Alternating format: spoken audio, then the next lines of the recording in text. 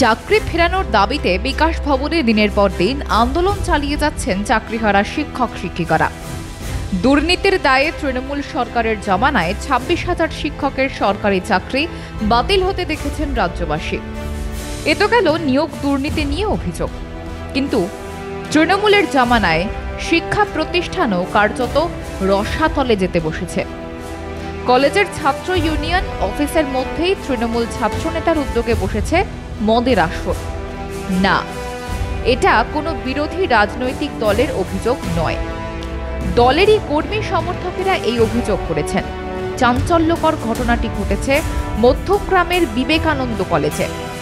আর college ক্যাম্পাসে মদ্যপানের বিরুদ্ধে প্রতিবাদ করায় এক তৃণমূল ছাত্রনেতাকে মারধর ও ষড়যন্ত্র করে শ্লীলতাহানির মামলায় ফাঁসিয়ে দেওয়ার অভিযোগ উঠল তৃণমূল ছাত্র পরিষদের সভাপতি বিশ্বজিৎ সাহার বিরুদ্ধে।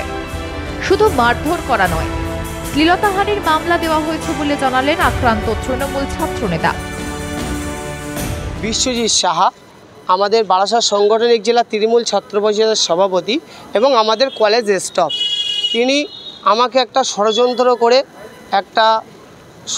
করে আমাকে ফাঁসিয়ে দেয়, ফাঁসিয়ে আমাকে থানায় তুলে দেয় এবং কলেজের পিছন গেটে আমাকে বিশ্বজিৎ সাহা হাত ধরে আমাকে ভীষণ মারধর করে। মারধর করার পরে আমি বিশ্বজিৎ সাহাকে বললাম, দাদা আপনি মারছেন কেন? আমাকে বলছে, তোর মারবো না আমি কি করব? আমি বলছি, কেন দাদা আমাকে মারছেন কেন? আমাকে বলার পরই আমাকে রকি বলে যে ছেলেটা, ওই ছেলেটা আমাকে ধরে কলেজ গেটের সামনে নিয়ে যায়। সামনে নিয়ে গিয়ে আমাকে বেধড়ক মারধর করে।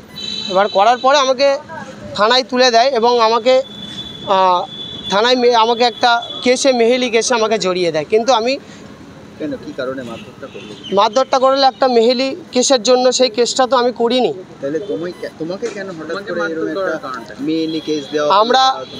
আমরা একটা প্রতিবাদ করতে গিয়েছিলাম। একটাই আমাদের যে কলেজের যে ইউনিয়ন রুম, তার মধ্যে অনেক মদ্যপান করতো, সেই প্রতিবাদ আমরা করেছিলাম। সেই প্রতিবাদের কারণে আমাকে বেধড়ক মারে। দীর্ঘদিন ধরে মধ্যগ্রাম বিবেকানন্দ কলেজের ক্যাম্পাস হয়ে উঠেছিল নেশার আঁতুড়ঘর। নেশার বিরুদ্ধে প্রতিবাদ করলে জোটে মারধর। প্রায়শই কলেজ ক্যাম্পাস জুড়ে তাণ্ডব চালায় বিশ্বজিৎ সাহা এবং তাঁর অনুগামীরা।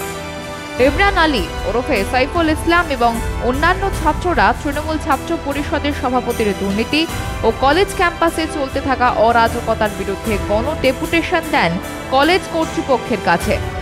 পাশাপাশি বিশ্বজিৎ সাহার পদত্যাগের দাবি রেখে চলে স্লোগানও।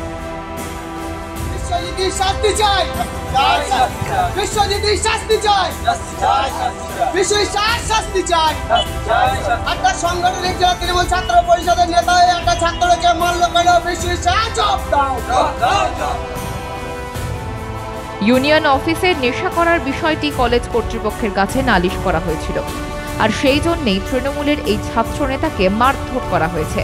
এটা মেনে নেওয়া যায় না বললেন সংগঠনের এক নেতা। কেন মদ খাওয়া হবে, কেন ওখানে সিগারেট খাওয়া হবে, তার প্রুফ আমাদের কাছে। ইউনিয়ন রুম কলেজের মধ্যেই তো। হ্যাঁ, সেটা এখন বন্ধ আছে, সেটা আমাদের প্রিন্সিপাল ম্যাম বন্ধ করে দিয়েছে। আর এমনকি তাকে মেয়ে লিখেছে, ফাঁসি দেওয়া হয়েছে।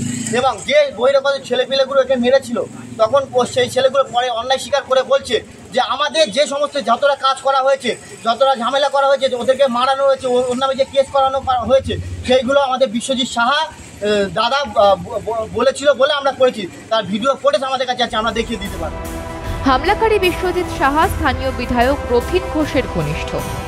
তাই এভাবে হামলা চালানোর পরও পুলিশ কোনো ব্যবস্থা নেওয়ার সাহস পায় না। এই দলটা যতদিন ক্ষমতায় থাকবে এসব কাণ্ড চলতে থাকবে বললেন বিজেপি নেতা সুব্রত ঘোষ। না, এগুলো তো সব জায়গায় হচ্ছে। আমি শুনলাম বিবেকানন্দ কলেজে হয়েছে। এখন বিষয়টা হচ্ছে, ওরা দেখলাম বলছে যে অভিষেক ব্যানার্জি আর মমতা বন্দ্যোপাধ্যায়ের কাছে আমরা বার্তা পৌঁছাতে যাই, আর ছাত্র পরিষদের সভাপতি তৃণাঙ্কুর ভট্টাচার্য। আমি মনে করি সবার আগে যদি বার্তা পৌঁছাতে হয় মধ্যমগ্রামের বিধায়ক রথিন ঘোষের কাছে পৌঁছাক, কারণ তারই আশ্রয়ে লালিত পালিত হয়ে এই বিশ্বজিৎ সাহা যারা এই কলেজগুলোতে দাপিয়ে বেড়াচ্ছে। আমার কাছে প্রশ্ন হলো যে ছাত্র পরিষদ করার যে বয়স, সেই বয়স অতিক্রম করার পরেও এরা কলেজে কী করে ঢুকে বসে থাকে? এরা কলেজে এখন পড়াশুনো করে না, কিন্তু কলেজে ঢুকে এদের নিজস্ব দাবদাপানি চলতেই আছে। শুধু তাই নয়, যারা অভিযোগ করছে তারা তৃণমূল, আর যার বিরুদ্ধে করছে তাই তৃণমূল। শুধু না, যে মার খেয়েছে সেও তৃণমূল, আবার যে মেরেছে সেও তৃণমূল, এটাও আপনাকে যুক্ত করে দিতে হবে। তো এটাই তৃণমূলের কালচার, এইভাবেই চলতে থাকবে যতদিন দলটা ক্ষমতায় থাকবে, এইভাবেই চলবে। রাজ্যে 14 বছর ধরে তৃণমূল ক্ষমতায় রয়েছে। প্রতারণা, দুর্নীতি, খুন, ধর্ষণের মতো ঘটনা আকছাড় ঘটছে। ছাত্রছাত্রীরা যেখান থেকে পড়াশোনা করে সমাজের মুখ উজ্জ্বল করবে, এবার সেই শিক্ষা প্রতিষ্ঠানও কার্যত রসাতলে। সেখানেই চলছে মদের আসর। সরকারি ভূমিকা নিয়ে উঠছে প্রশ্ন। ব্যুরো রিপোর্ট, মাধ্যম।